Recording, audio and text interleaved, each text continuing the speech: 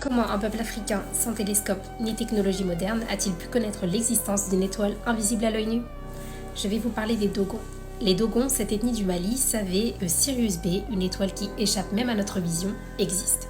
Comment ont-ils découvert cela? Les Dogons ont toujours entretenu une relation particulière avec le ciel. Depuis des siècles, ils ont transmis un savoir astronomique d'une précision incroyable. Sirius B, une étoile invisible à l'œil nu, n'a été observée par les scientifiques occidentaux qu'au XIXe siècle avec l'aide des télescopes. Pourtant, les Dogons connaissaient son existence bien avant la technologie moderne. Donc grâce à des traditions orales et une observation minutieuse du ciel, ils savaient que Sirius B, la petite étoile, était en réalité une naine blanche, donc une étoile extrêmement dense qui orbite autour de Sirius A. Donc pour vous dire, leur connaissance allait jusqu'à préciser la période orbitale de cette étoile qui est de 50 ans. Une donnée que les astronomes n'ont pu confirmer qu'au XXe siècle avec l'aide des télescopes toujours. Mais ce n'est pas tout. Les Dogons parlent aussi des nomos, donc des êtres célestes qui viendraient de Sirius, qu'ils décrivent comme des créatures amphibies.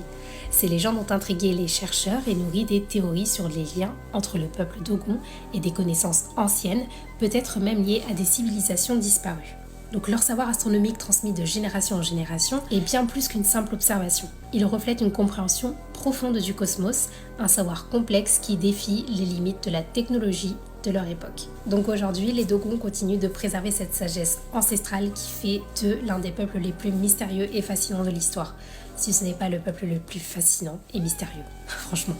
Donc leur connexion avec l'univers provient d'une sagesse ancienne qui traverse les âges, une connaissance qui nous pousse à réfléchir sur ce que nous savons vraiment de notre propre histoire. Ces connaissances appartiennent aux Dogons et doivent rester aux Dogons, tout simplement.